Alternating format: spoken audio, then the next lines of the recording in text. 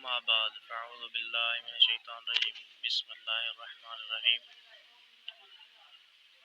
ان الذين كفروا ينفقون اموالهم ليصدوا عن سبيل الله فسينفقونها ثم تكون عليهم حسرة ثم يغلبون والذين كفروا الى جہنم يحشرون۔ اللہ تعالیٰ نے سورہ انفال میں آیت نمبر 36 میں فرمایا ہے ان الذين كفروا ينفقون اموالهم ليصدوا عن سبيل الله فسينفقونها ثم تكون عليهم حسرة ثم يغلبون والذين كفروا الى جہنم يحشرون۔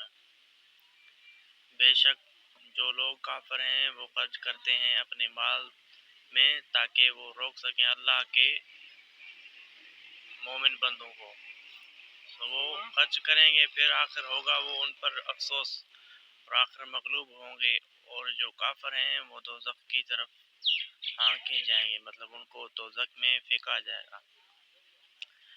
اللہ تعالیٰ نے قرآن پاک میں تو واضح سمجھا دیا ہے مسلمانوں کے لیے۔ اس کا آیت کا خلاصہ یہ ہے کہ آخرت کے اعتبار سے ان لوگوں کے انجام بد کا بیان ہے۔ آیت میں لکھا گیا ہے کہ والذین کفروا الی جہنم یحشرون، یعنی جو لوگ کافر ہیں ان کا حشر جہنم کی طرف ہوگا۔ مذکور آیتوں میں دین حق سے روکنے کے لیے مال خرچ کرنے کا جو انجام بد ذکر کیا گیا ہے، اس میں آج کے وہ کفار بھی داخل ہیں جو لوگوں کو اسلام سے روکنے اور اپنے باطل کی طرف دعوت دینے پر لاکھوں روپے شفا خانوں، تعلیم گاہوں اور صدقے خیرات کے عنوان سے خرچ کرتے ہیں۔ اسی طرح وہ گمراہ لوگ بھی اس میں داخل ہو جاتے ہیں۔ اسلام کے اجماعی عقائد میں شہبات و اوہام پیدا کر کے ان کے خلاف لوگوں کی دعوت دینے کے لیے اپنے اموال خرچ کرتے ہیں، لیکن حق تعالیٰ اپنے دین کی حفاظت فرماتے ہیں، اور بہت سے مواقع میں